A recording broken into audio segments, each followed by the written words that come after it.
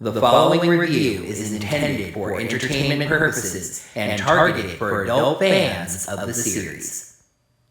Comics!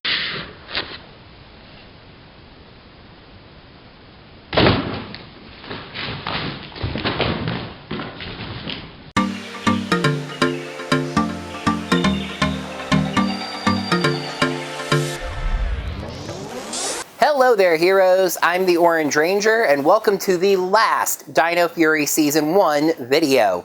It's coming so late in the game, we may very well be on the doorstep of seeing Season 2. Nobody really knows when that's going to happen at this point. My personal life also has had a lot of things up in the air, which has delayed things a bit.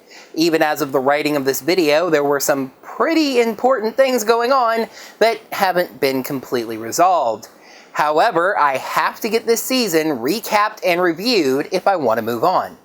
And I realize that makes it sound like I'm not incredibly excited about doing this, like I don't want to go back over Dino Fury.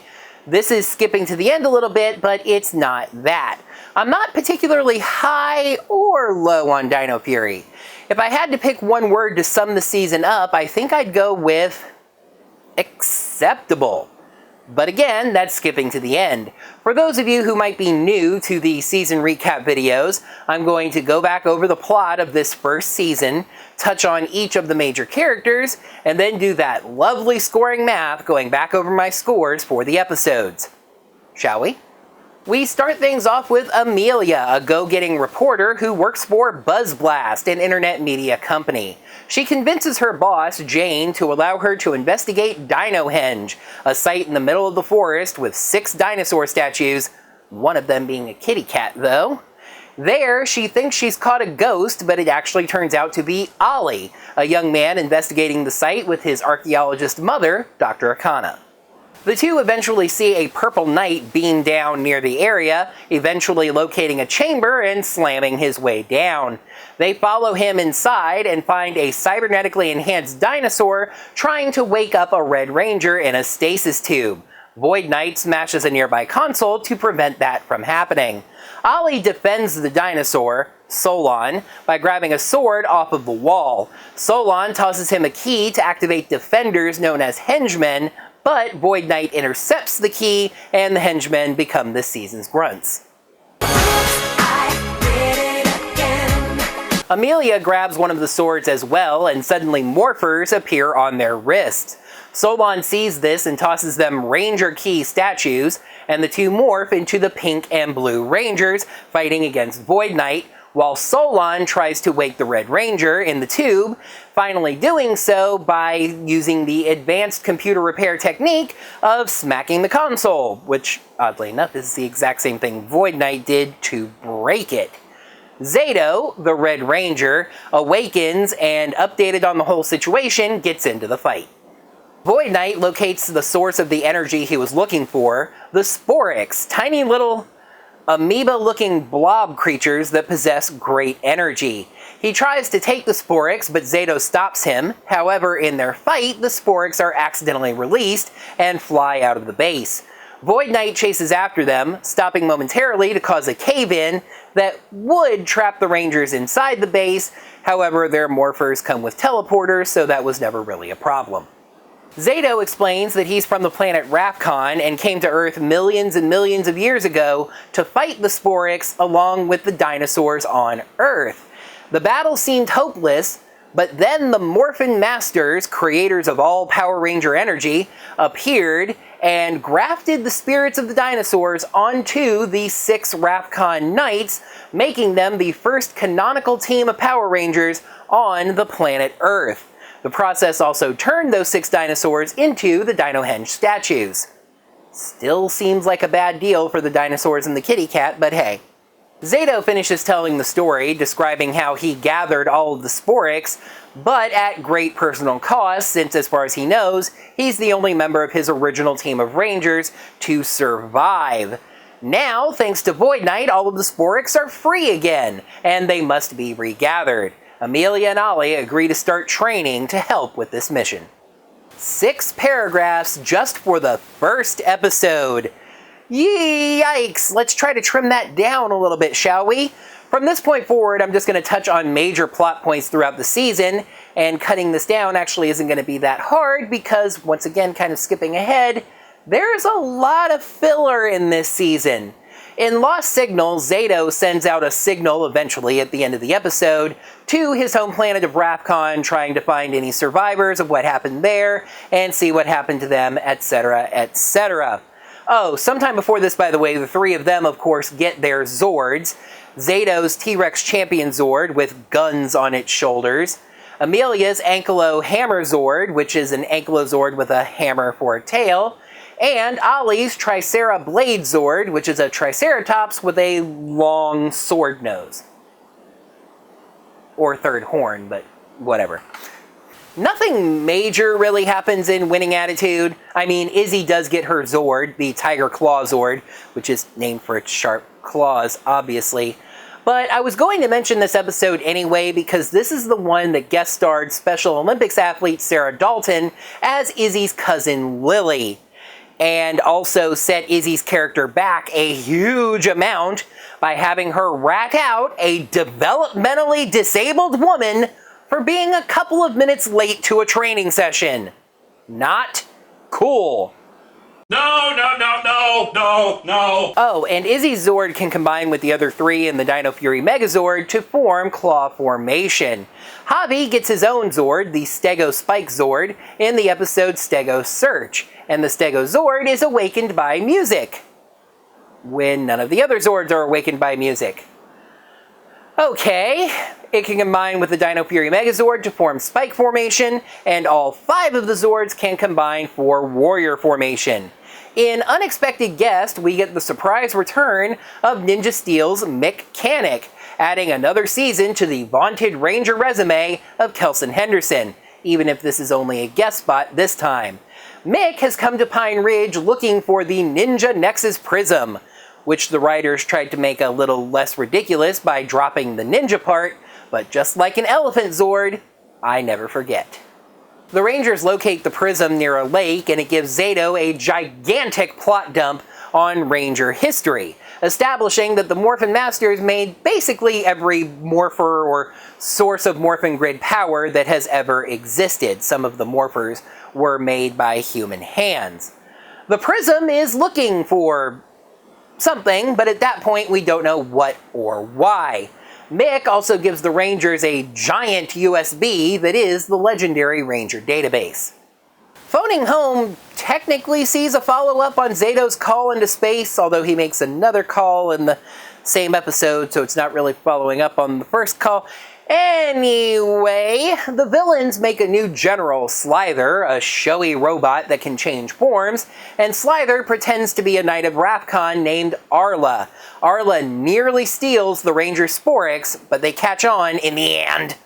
In Mcscary Manor, Amelia finds, or rather her grandfather Pop-Pop finds and gives her the Dimetro Key, granting the Rangers a new Zord, the Dimetro Blaze Zord, and a new power-up which she actually gets to use first, so kudos there.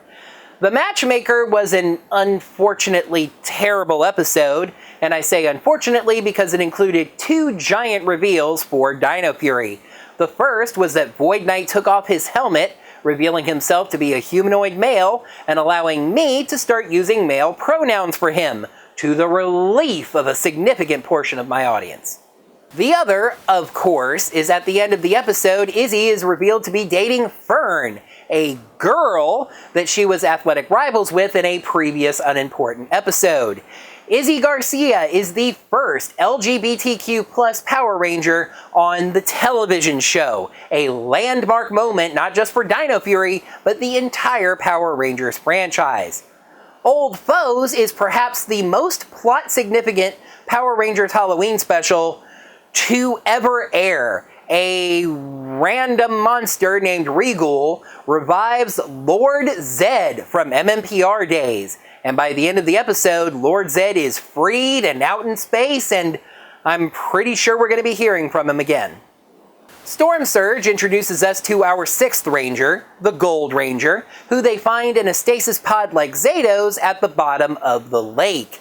Ancient History, the next episode, allows us to learn about this new ranger, Ion. Ion is a Ravkonian, just like Zeto, and was one of the 6 knights who became the original Dino Fury Power Rangers. We also find out that it was actually the Ravkonians that created the Sporix, those tiny little blob creatures, who actually evolve into the monsters that the Rangers have been fighting this year. Didn't mention that earlier. Mentioning it now, in a plan that Ion strongly opposed, but Zeto reluctantly went along with. Oh, and the Green Morphin Master appears in Zeto's backstory, alone, waking or preserving him in the stasis pod so he can eventually fight against Lord Zed. Okay. Anyway, Ion has his own Zord, of course, the Mosa Razor Zord, which has a stand-up battle mode, and thus far has been seen to be able to combine with the Shadow Raptor Zord. I almost didn't talk about Waking Nightmares because while it's a really strong episode, the only thing that really matters to the plot happens right at the end of it, but it is a really strong episode, so I'm going to talk about it anyway. Zeto and Ion are having nightmares about their final battle with their original team, which saw their Ultra Zord formation, which hasn't been outrightly revealed to us just yet, destroyed in the midst of that battle. The two of them have to travel to a distant planet to locate brand new Zords for the team, and while they're there, they have to fight basically ghosts of their past Ranger companions until they realize they can say things from the nightmare/memory that cause them to stop fighting and disappear for some reason. And as I mentioned, they get the previously mentioned Light and Shadow Raptor Zords. Ad-libbing this in at this point because I kind of forgot to mention it, and I feel like if I don't include it, somebody else is going to ask me about it, if only because of the funny naming thing related to it. The Mosa, T-Rex, and Dimetro Zords can combine into something that the show insists on calling the Fusion Ultra Zord, but I will only ever call the Fusion Megazord, because you do not get an Ultra Zord from 3 Zords. Unless you're Super Megaforce? Void Trap is the finale of the first season. Void Knight steals some equipment from Dr. Akana and, after a series of events, manages to capture all of the Rangers but Ollie and tries to use their power to revive Santora, a blonde woman we've seen floating in a tank of water or blue goo or something at the villain's base, Area 62. Ollie manages to free the Rangers by making the choice to destroy the Dino Henge statues, which takes away their powers. They manage to blow up the machine or tank thing or whatever that Santora's in, presumably destroying Void Knight. The Green Morphin Master returns alone, again, to tell the Rangers that their job is not done yet, restoring the Dino Henge statues as well as their Ranger powers. We do see that Santora is still alive, still floating in her tank of goo at Area 62, and Void Knight seems to be alive as well, as we at least see his discarded helmet. Secret Santa is a Christmas clip show epilogue, so let's get to the characters. Where else would I start but with the Red Ranger, Zeto? So let's talk about Amelia. No, I'm kidding. We're gonna start off with Zeto. As with many seasons of Power Rangers, Zeto, the Red Ranger, is basically the main character of the story, although we don't quite get the Red Ranger over-focus we see in other seasons where that is the case. He commanded the Knights of Ravkon in their battle against the Sporix, and those Knights became the first original team of Dino Fury Rangers on Earth.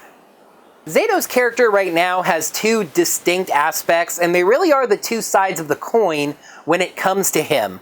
Zeto is the commander of the Ravkon Knights, a stolid, dedicated warrior. In ancient history, we learn that Zeto is carrying massive guilt over his decision to approve the use of the Sporix. He was acting on the best possible recommendations of the experts around him, but ignored the instincts of his friend and comrade, Ion, and to this day, he's paying the price for it.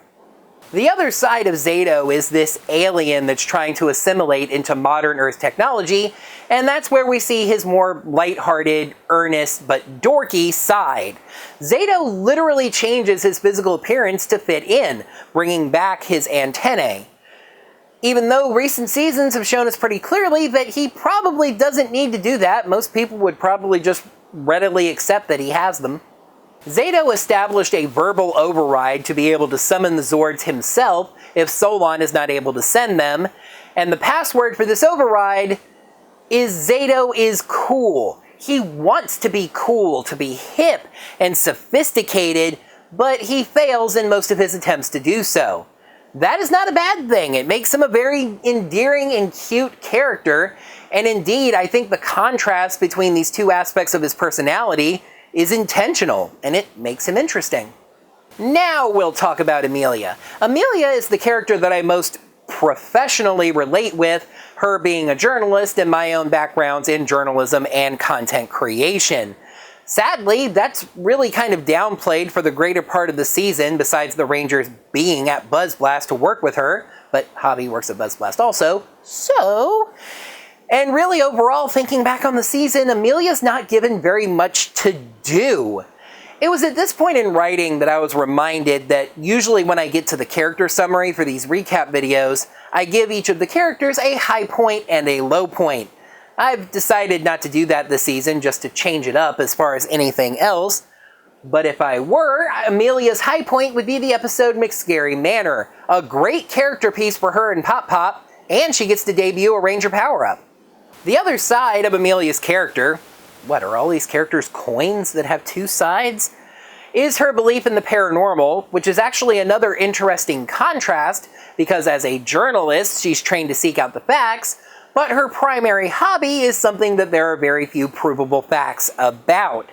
She does get a nice dose of heart-wrenching tragedy thrown into her backstory in the previously mentioned Mcscary Manor, where we learn that her obsession with the paranormal comes from her parents disappearing under mysterious circumstances. Ollie is our classic geeky blue ranger, but that is paired with a smug superiority, which makes him very difficult to like most of the time. He honestly seems classically written for the Power Rangers apology episode.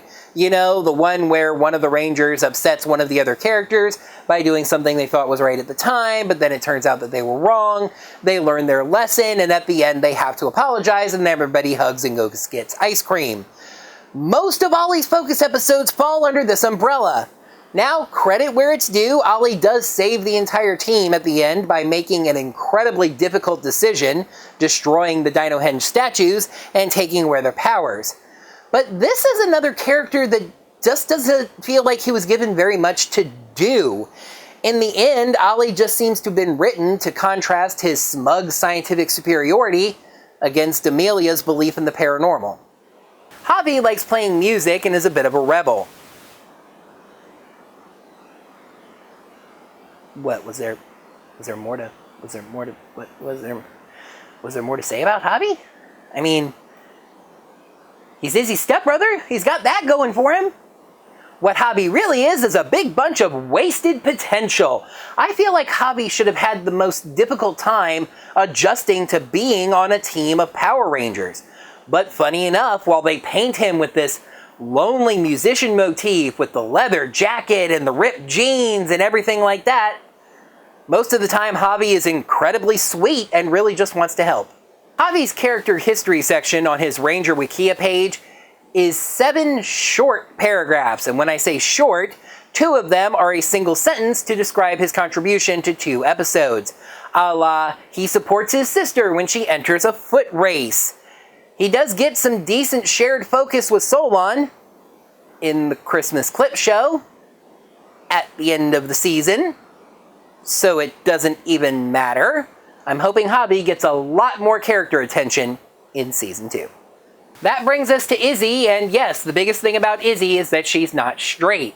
It's unfortunately controversial, and really everything I need to say about that I said in my review of The Matchmaker. Izzy is probably my favorite character this season, and no, not just because she's not straight.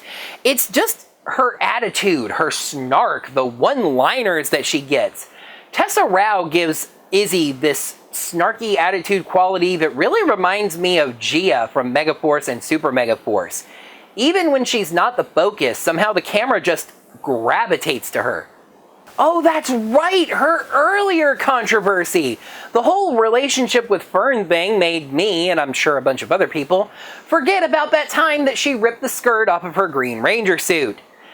For those of you who are unaware, didn't remember this, etc., etc., in the Sentai footage, Ryu's Soldier, the Green Ranger is male. They explain this by giving Izzy a skirt the first time she transforms, but she instantly declares that skirts are not her thing and rips it off the suit. I personally loved it, and it raises some interesting questions about just how much of a Ranger suit is determined by personal preference.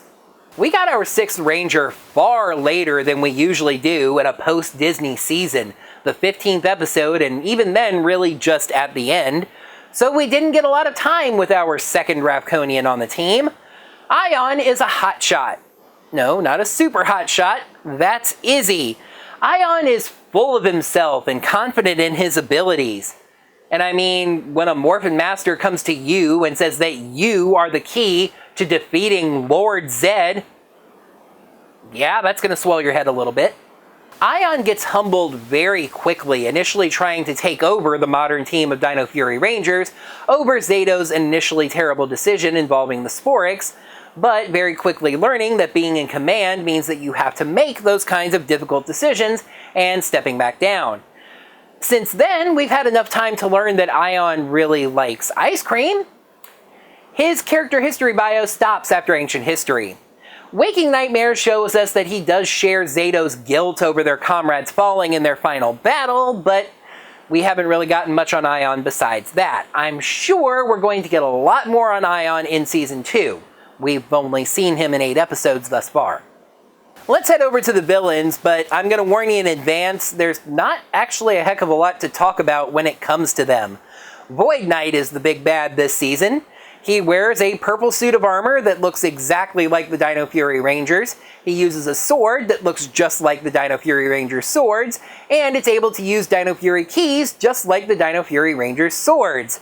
This is what leads to my apparently hot take that Void Knight is a Dino Fury Power Ranger.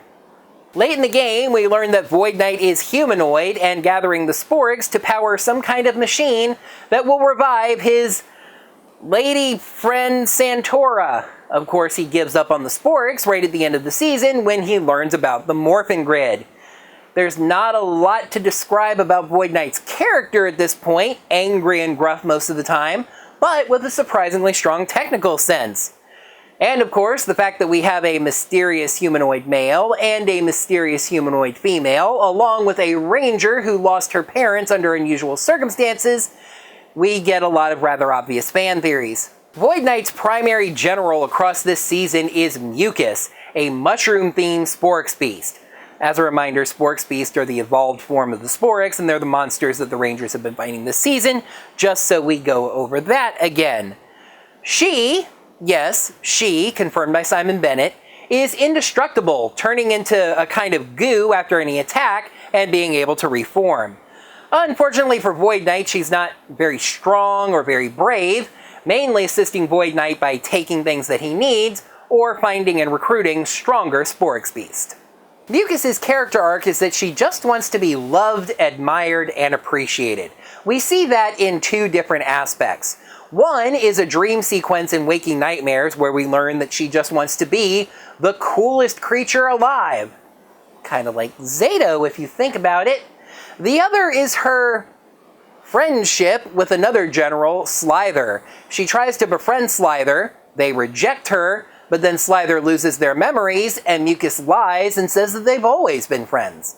Flawless segue to Slither themselves. Voiced by the inimitable Campbell Cooley, Slither is a robotic general who is a consummate showman, going as far as to announce their fighting moves as they fight like it's a complicated set of choreographed dance moves. Slither comes up with the best plans that have the closest chances of actually succeeding, and as I've mentioned before, is a master of improvisation. Oftentimes, Slither's first idea doesn't work out, but then they take the chance at a second plan that forms, and those ones almost work. Boomtower and Wreckmate were also there.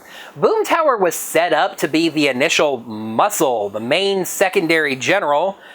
However, they accomplish nothing of note and are destroyed by unexpected guests.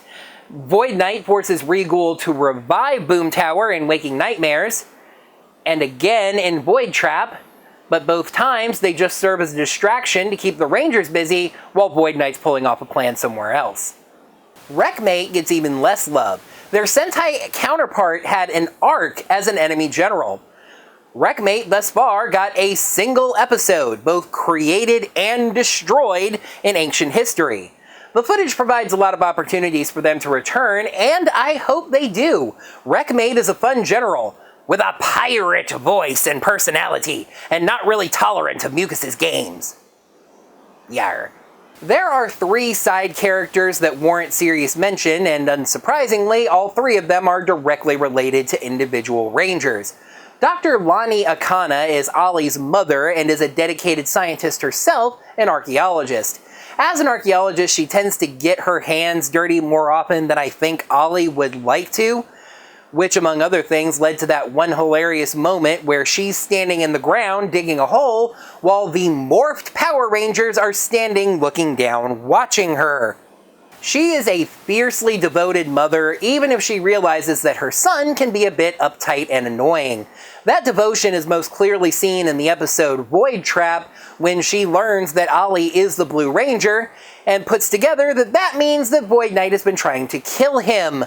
Mama Bear is an understatement. The Rangers were barely able to keep her from jumping into that fight right alongside them. Warden Carlos Garcia is a complicated character. Let's just address it one more time for anybody that might not be aware. Garcia was written to be a police officer, maybe a local sheriff, not a forest warden. The show went into production just as police officers became a complicated subject of discussion in American society, so a last-minute rewrite made him a forest warden. So last minute that in a lot of his early episodes, he's responding to situations that are happening nowhere near the forest. You know, like a police officer would.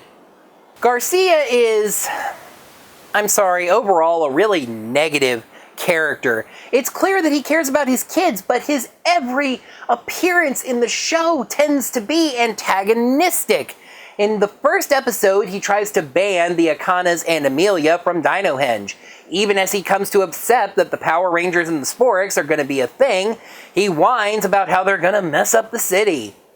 In New Recruits, he shows up at the museum to stop a theft, see what I mean, and is completely useless. We also learn that Javi has a secret place in the forest he goes to play music because his father is so disapproving of him playing music that he won't allow him to play music at his own house. Stego Search sees Warden Garcia so upset by the fact that Javi bought a keytar with money that he earned working at his own job that he takes it away and forces Javi to sell it back. Of course, that episode ends with Javi getting a free keytar since the Rangers give him one, so yay. The only really good thing I can think of that he did in the entire season was in the episode Super Hotshot, calling the Ranger hotline about a Sporix beast, and then calling Izzy to warn her and Javi about the monster, which alerted them to the fact that there was a monster and that there was a problem with the hotline, since they weren't notified before that call in the first place, and yada yada yada, solving that problem in the episode. That's about it. Other than that, Carlos Garcia is really just a character that they throw into the plot when they need some antagonism. I am somewhat ashamed to admit this, but back there where I said that there were 3 significant other side characters that I wanted to talk about related to the Rangers, at first in the writing of the script I only said 2. There was one of them I forgot, and seeing who I've talked about, you can probably imagine who I forgot and see why I'm ashamed, because he's one of the underrated gems of this season. That would be Ed Pop Pop Jones, Amelia's grandfather. He was such a wonderful character throughout the year with just this charm in relating to Amelia and the other Rangers. We get some depth in Mcscary Manor when we find out that when her parents mysteriously disappeared, he promised to take care of her, and that's why he's really overprotective of her, which is ironic when you consider that he doesn't know that she's a Power Ranger. Pop Pop's charm could even make the silly comic relief moments feel like they had some charm and value to them, or at the very least be able to just forgive them and go on. The main example that comes to mind is when he goes on a date with the museum's curator, Beatrice, and there's this stupid gag about him putting on too much of a cologne that smells like honey and attracts bees. I don't know why that would be attractive to people instead of bees. I don't know why you would want to smell like honey, but anyway, maybe it was a pheromone thing. I'm speculating too much about this. Moving on. That gag didn't bother me too much because they moved right on from it, and he had such a charm that it made me forgive it. There's a lot of good episodes with good interactions between them, and he even does well with the other Rangers. If there's a downside to Pop Pop, it's that they do tend to work in a little bit of that comic relief with him. Physical comedy, he runs this side business where he's a fix-it guy that takes care of things. I remember him diving out of the mansion in Mcscary Manor. He falls off a ladder in that episode with Izzy and the electronics that I didn't really mention. So a little too much physical comedy from him, but his charm was fantastic, and he's really my favorite side character, which makes it all the more ironic that I completely forgot to include him in this script. No, I'm not even going to comedically pretend to forget about them. Dino Fury is a post-Disney season. Dino Fury has a comic relief duo, Jane and Jayborg. Jane Fairview, great name for the head of a media company, by the way, is the head of BuzzBlast, some kind of content aggregation website that's basically whatever the plot needs it to be at the moment. Sometimes it's YouTube, sometimes it's a TV network. ¿Por qué no los dos? In the first episode of Dino Fury, it's just Jane, and actually, anytime we get Jane by herself, she seems to be pretty okay. She's the boss of a media company. She's handing out assignments. She's figuring out what to broadcast. She's trying to do the best for her brand. It is the addition of Jayborg, made by Hartford Mac Daddy Robotics, that pushes the duo into various comic relief scenarios. I looked back, once again using Ranger Wikia, at all of their appearances throughout the season, and there was not one thing they did that I thought was funny in the slightest degree. I do realize that is a rubber-stamped invitation for y'all to go through the reviews and find a moment that I said something they did was kinda funny or made me laugh a little bit, but hey, the memory fades, right? The one somewhat positive moment the two of them have is in the episode Winning Attitude, teaching a group of kids about the Ranger Hotline. I am having a difficult time remembering characters in this season that are old. I realized in the filming here that I forgot to talk about Solon herself.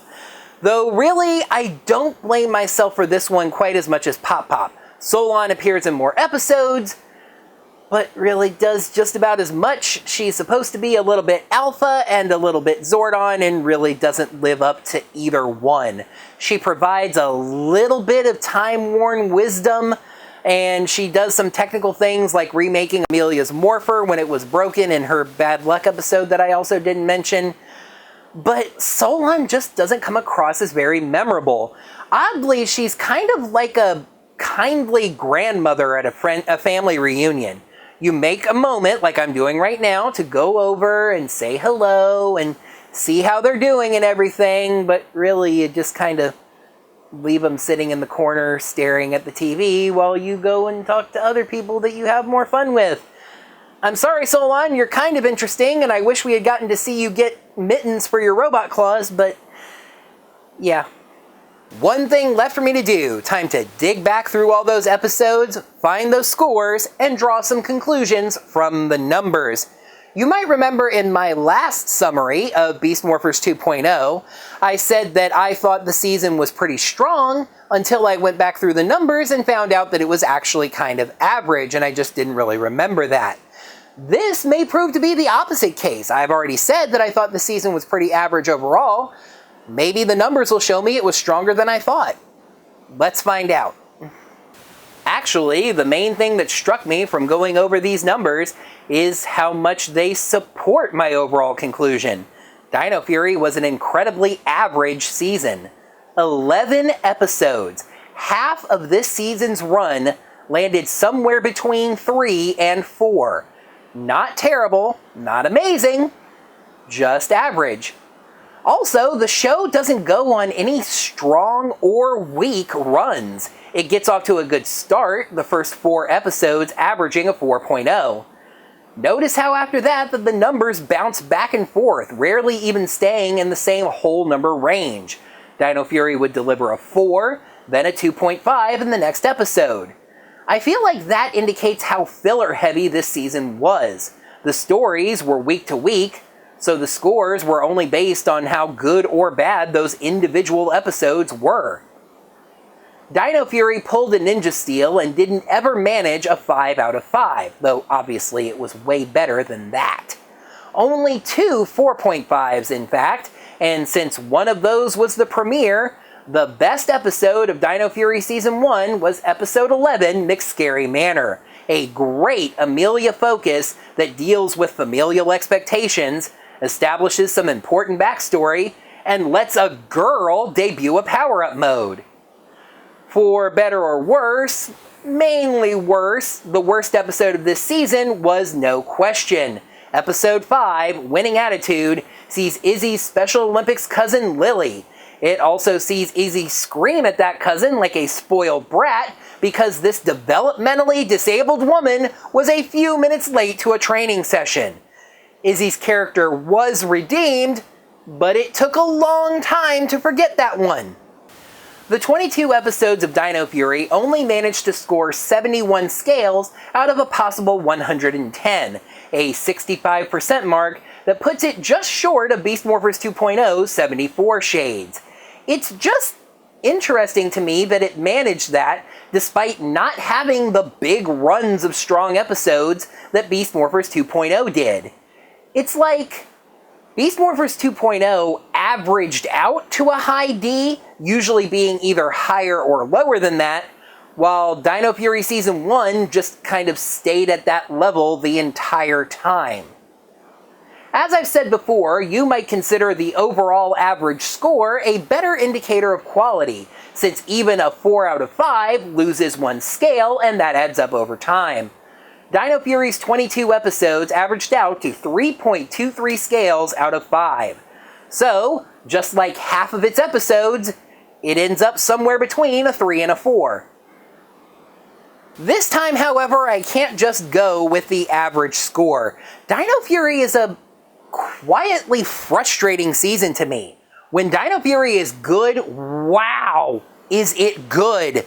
But it spends too much time being episodic, being filler. Void Knight never seems to have any sort of concrete, longer, ongoing plan, and neither side seems to ever progress to very much. The season ends exactly the way it began. Fight the Sporix until further notice. And that brings an end to Dino Fury's first season. So, what comes next? I am as excited as I've ever been to be able to say this. Comics! Look what you did. Just on the day of writing, I got 2 more Power Rangers comics, Mighty Morphin and Power Rangers issues number 15. There is an ongoing Power Rangers comic series right now, Universe, I think it's ongoing anyway, that I'm actually don't even have any issues of, because why would I start ordering them if I don't read them until I review them and I'm this far behind? And now I have to pick this up. Comics! I meant what I said at the start of this video. I don't know when Dino Fury Season 2 is going to drop on Netflix. I want to keep doing the Dragon Knight reviews. The thing is, that series never had a set schedule, whereas with comic books, other than the 1-month gap that I talked about installing, I wanted to try to keep them as current as possible. So, for the time being, I'm just going to buckle down on catching up on this comic book backlog. Next time on a Comically Long Review, we have a mini-series to finish. So, tune in for a look at The Trials of Ultraman, issues number 3, 4, and 5.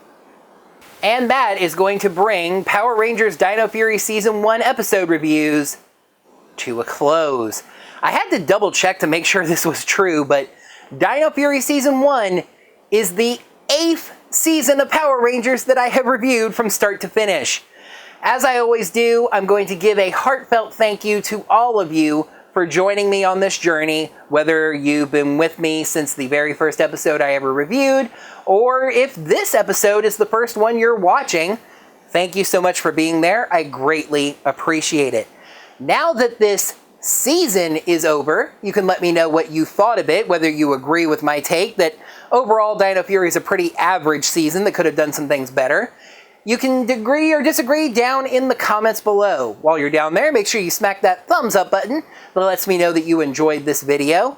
Normally at this point I would say, if you'd like to lend any financial support to my channel that isn't Patreon or Ko-fi, you can check out my Teespring store and get some sweet Orange Ranger merch. However, I recently reconfirmed that my Teespring store is not functional, which is probably one reason, other than lack of interest or prices, that nobody's been purchasing anything.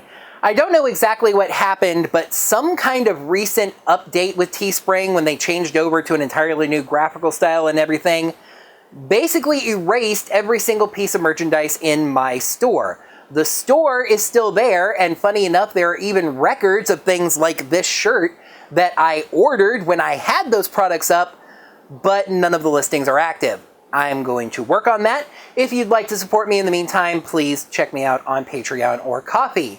Until next time, heroes, may the power protect you. Summoning up in a single word, summoning it, ooh, and came to Earth 65 million years ago. I don't know that it was 65 million years ago. He's the only member of his original team to survive the fight. That's what happens when you ad-lib. Adding another Ranger resume season vaunted. It also combines with the others for the Stego Spike Zord. Yeah, so even if it's just a guest spot in this case. These are the things that a blooper do. Ion has his own Zord, the Mosa Battle Zord. We also learned it was actually the Rafconians that created the Sporix, who, by the way, evolve into larger creatures called Sporix beasts. Haven't really had a chance to mention that just yet that I'm aware of, except I did, so and was one of course, the first team of 6. Credit where it's due, he does end up saving the entire team by making an incredible I feel like Javi should have been the character that had the hardest time adjusting to being on a team of Power Rangers. But, he supports his... Javi's character history section on Ranger Wikia page, and just a very interesting attitude to her character. Farts! Just like the Dino Fury Rangers, make it have meaning and just be, And that brings an end to Dino... What comes next? I as am excited. So, next time... So for the time being...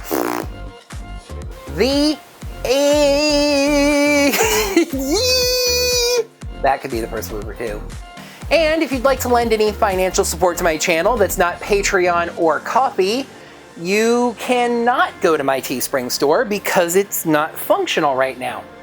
Funny thing.